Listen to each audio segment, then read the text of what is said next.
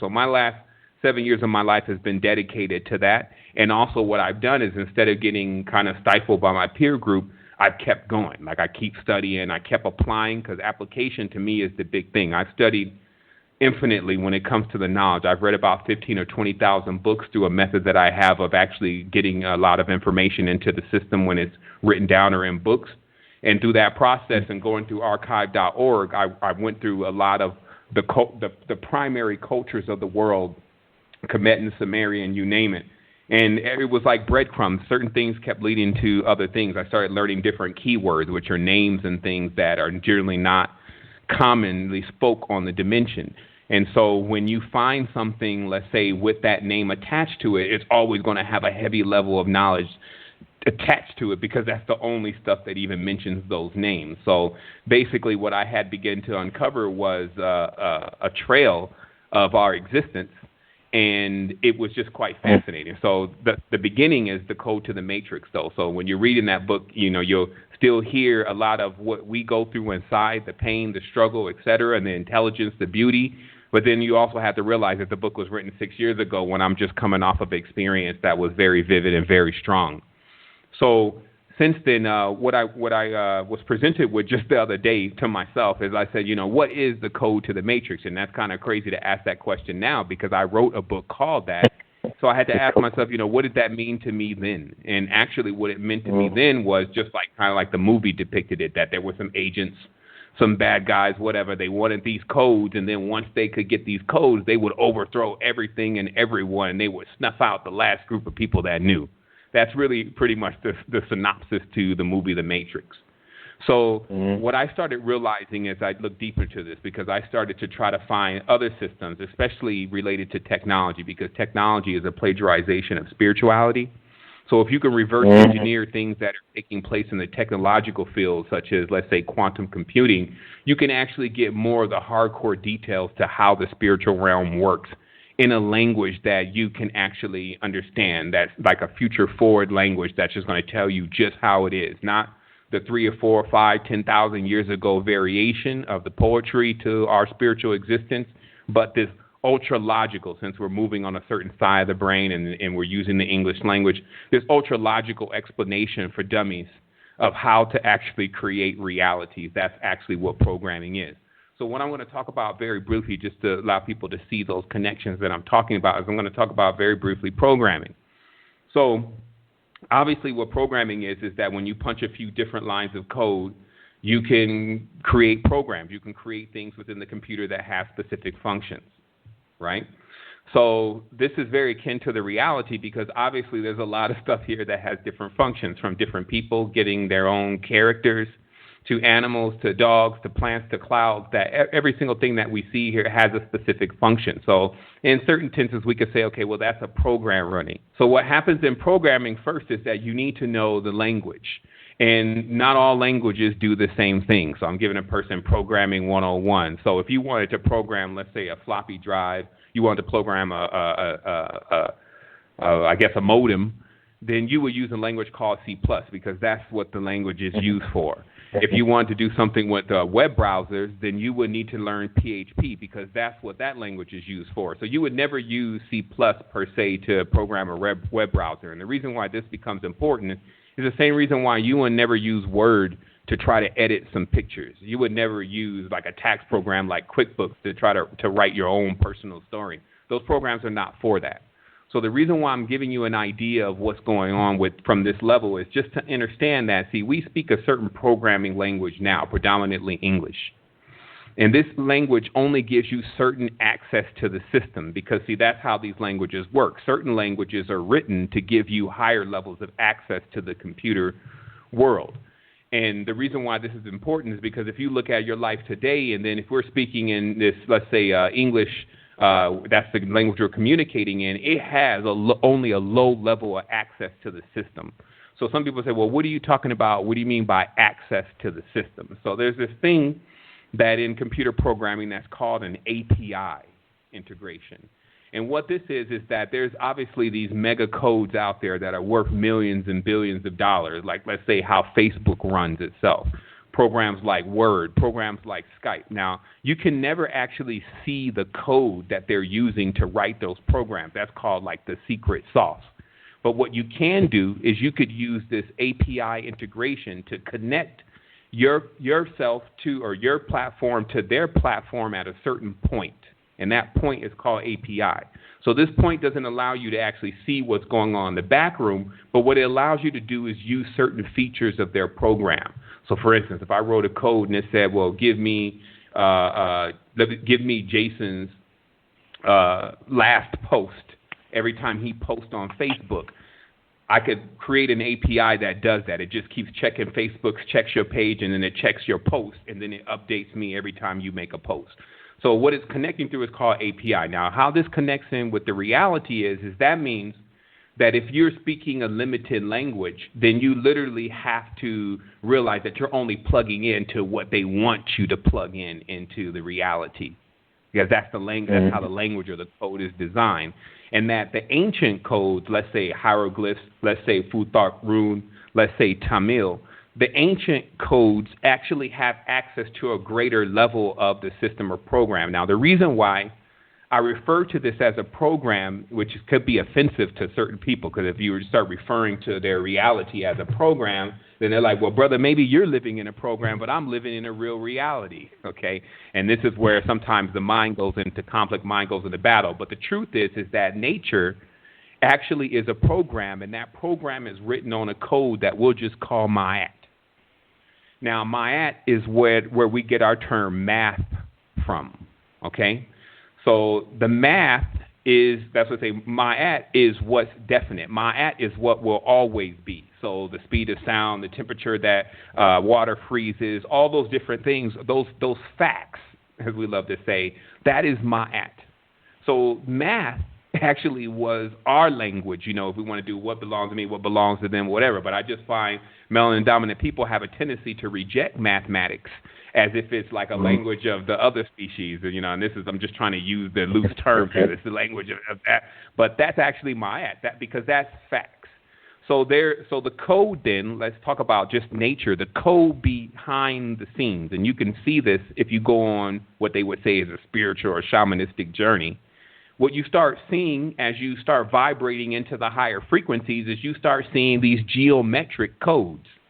And what those geometric codes are used for is to create the reality around you. And just as if you look, let's say, on a text document of a code that runs Skype, and you're looking at just all these weird characters, and you're wondering, well, how does this code translate to the program that I'm actually using? And so just how that could be a little bit hazy is the same way it's hazy for us to understand, well, how can language, how can tones and vibrations actually end up creating the reality that's around us? So what I'm driving into here is first understanding that when I read some of the deepest levels of the ancient books, so some people are always asking, well, where did you get this knowledge from, brother?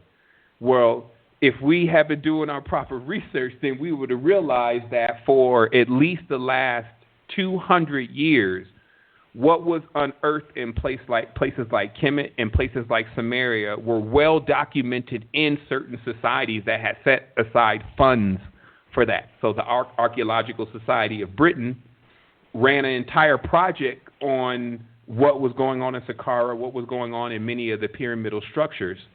And what they did was they, in that private journal, which you can actually find on eBay now, in those private journals, and they wrote about 200 of them, you would see a direct copy of certain works that they now say were destroyed or obliterated. Like, you know how they'll try to read it off to you, like they say, oh, here's one of the spells of the ancient. And then half of the spell is like, oh, it's beyond, we can't understand what it's saying. It's destroyed, it's damaged. So in many of those supposed spells, as they're calling them, you could go into this book and you'll see the entire spell intact and translated. So in that process, I was reading through, you know, what was the ancestors really doing? Like, what were they saying in these spells? And what they were actually saying is that, you know, and I'm now translated to you in English because they have a different way of speaking, What they were saying is that, first of all, this reality that we're living in right now wasn't actually the reality you were supposed to, like, set yourself up in comfortably, like you're going to be staying here. That wasn't the purpose of this reality. And they say that actually the only purpose of this reality was it was a staging ground, per se, to let you understand the program of how to create a reality. So this was literally a school or a university, or a universe as they call it. This was a university for you to learn a language. And that language was, that's a tree, that's a leaf, that's an ibis, that's water. That's because you need those components to start programming and to create the program that you want to live in. So what the ancestors were doing, because everyone's different, everyone's unique. You can't say everyone wants to do the same thing. If everyone was given this ability to come to this place and to start learning this language, this program of nature, learn what they like, learn what they dislike, learn the characteristics that they like, because they could actually form themselves into the composite of those beings. So they weren't trying to live in a reality with a high rise and a Ferrari downstairs and all of that. They weren't external like that. They were saying, well, I like the characteristics of the jaguar, and then I like the characteristics of how the fire moves, and then I also like the wind, and then they would fully amplify that within themselves. And when they passed from this realm, which we all do, then they would go into an existence of where they got a chance to actually live that, not just witness it.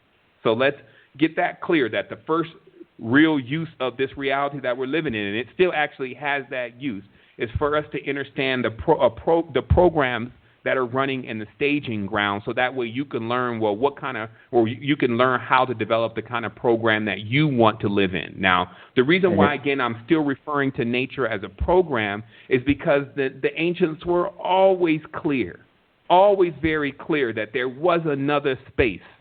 And in the Kemetic knowledge, it's referred to as the subjective plane. But in this other space, there was no rules, no boundaries, no laws, no limits, no questions, no names, no words, no nothing. That it was limitless. And that everything is always there. You can't say it starts there and ends there. That's the anomaly of the entire thing. See, programs have a start and an end. They always have to have a start and an end because the script has to end, or it just keep running and then it'll glitch. So the start and the end of the program of this matrix that we're in right now is called life and death. These two concepts and the inheritance of these two types of concepts inside of our mentality has actually caused the slippery slope to our degradation and thinking that we die and time is real and gravity is real, and any of this is actually quote unquote real, because in a certain sense, real can only be gauged by the energetic potential. It's like, when somebody comes with magnitude, and this means they're holding weight, and this is all units of measurements. Like they say, oh, this brother's deep. So when somebody's coming with magnitude and units of weight and has some degrees, then what that actually does is it's more solidified. So they'll say, okay, well, that's more real than that fake brother that doesn't even, or that fake sister that doesn't even have X, Y, Z. So what I'm saying is that there's this part of this reality that it's a very strong code running, and it's much more vivid and much more developed than the current reality of mindset that we're in. However, those are still programs, because the other state, it doesn't have any boundaries. And it's important that that state always exists, so it doesn't depend on us to actually make it exist. And the power in that specific space is of such a great magnitude that this whole dimension and reality that we're living in now, it pales compared to it. So thus, there was never any idea in the mind of the ancients, which are you, that this reality has so much weight and so much value that a person will begin to spend all of their current, which is now measured in time, in units of time, to spend all of their current and their belief in just this right here, instead of looking to something greater and knowing that that something greater is going to take place. And what I mean by it's going to take place is that everyone leaves here. It's one of the only things that's actually guaranteed, that we're all going to be gliding up out of here someday, more than likely each on an individual day. So when you get Mhm. concepts again like Judgment Day, this is kind of like comical once you understand this kind of knowledge, because in the mind of the religious person, they believe that Judgment Day is all going to take place on the same day for everyone, and maybe it'll happen this lifetime. So these are the kind of fictitious fantasies that we put ourselves under.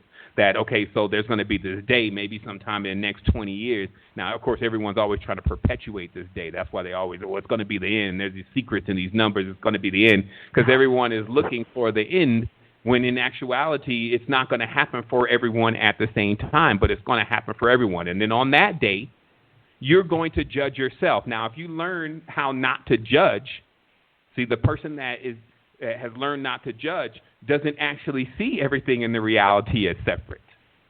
And that's a maximum level of power, because when nothing is separate to that person, they can command any elements, people, whatever, at will, because they're more dominant. They're more closer to the truth. So, but the person who has got into all these divisions, well, I like that, and I don't like that, and this is where I want to be, and this is where I don't want to be, then they create, and sometimes, this nightmare for themselves in their next existence, because they're the ones responsible for actually doing the creating. And so what the dream stage is, to segue into that, is the dream stage is basically the platform where the programming actually begins. We found now that there have been some brothers that have been able to preserve the knowledge all the way up until this point, in this most perilous time where we need it. And those are the Toltec brothers that, as you know, that anytime you see any kind of pyramidal structures and any kind of mathematics encoded in anything, it's all coming from the same school. However, many of those schools have been, they're still active on other realms, but as far as the plane that we're dealing in, they're basically been desolated. And one of the last ones to be desolated was the ones that we see over in Mexico and Central America. So we do still have a tradition and a culture still running through those cultures, and they call that the Noggle, but running through those cultures about the explanation of the full potential of what you can do in the dream realm. However, the first part of that knowledge actually begins to explain to you how you've basically done the Narcissus. So, of course, Narcissus' tail, the first reflection that a person has ever seen has more than likely been in some water. There was no mirrors back when we all just came into the realm. And what happened is in the process, and this is the story that encapsulates it, in the process of us looking in the mirror, then we fell into it and we drowned or we died, okay? And what's being referred to here, if you decode it, is that sheer idea of getting up every single morning and looking at that person that you see in the mirror every morning and believing that that's the limitations of who you are, has created a phenomenon to where you go and you jump into the dream, and even though you most of the time never see who's actually behind those hands and those eyes, you just assume that it's you, that same person that's in the mirror. And then what this does is it locks you in time. That it actually closes the loop of this process of you believing that you're this particular being, confirming it to yourself in this reflection device, which we call the mirror, and then going into the dream world where you do your programming. Remember, the dream world is superior to this world. The dream world, you're 4 times stronger in the dream world than you are in this world. So you can create things in the dream world that actually come to pass here. But it's also on an autopilot, running on a level of our senses that's very similar to if you hear some tire screeching, your ears are going to pick up on that and move you out of the way before you even can think, is that a car behind me, and should I move out of the way? So we have an instinctual network that moves so fast, it pretty much determines 60 to 70% of what we do, what we believe, and what we see around us, and it does that on autopilot. And until you can actually begin to hack that, which is the lucid dreamer, then you can't actually control a bulk of what is taking place in the reality. So what I'm saying is that what was discovered is that when you start thinking that this person that you're seeing in the dream is you here, you close a loop in time to where you keep coming back, per se, with this particular identity.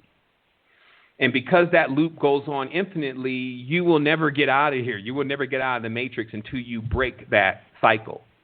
And so what their knowledge talked about was how to break that cycle, how to nullify the character that you have created on this realm and also other realms.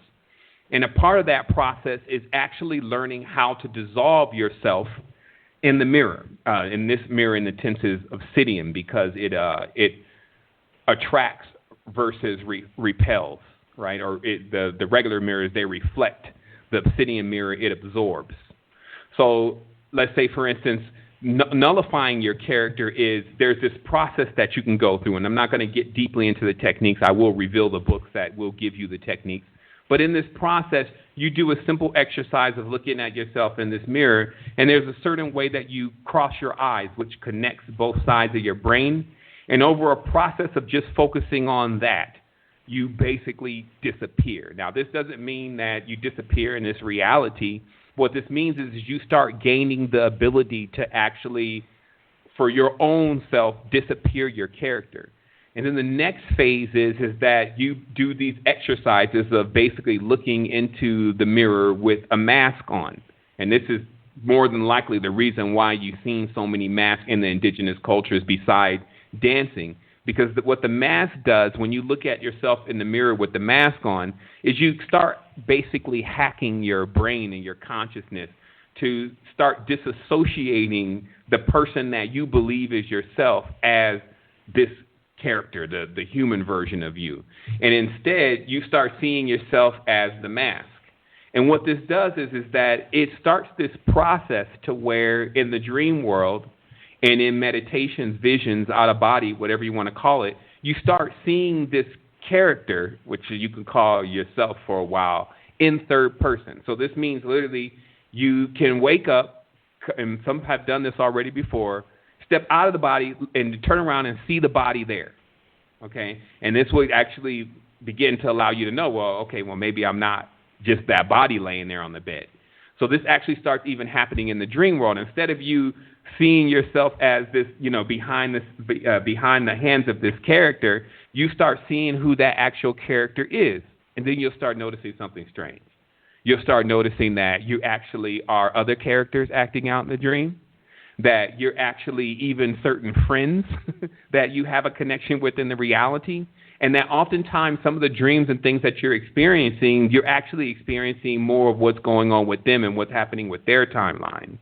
And the reason for this is because when you don't know how to control your energetic field and the energetic field that's around you, of course, most people around you don't know how to control theirs either. So what this actually creates is it creates like a huge chaotic energy field to where you have other people's thoughts, other people's ideas, ambitions, other timelines that they're actually living on, intersecting into yours. And just as you still only spend a little bit of time in the mirror, most people will only remember a certain small part of their dream, and they actually won't be able to connect the dream and how it connects into this reality.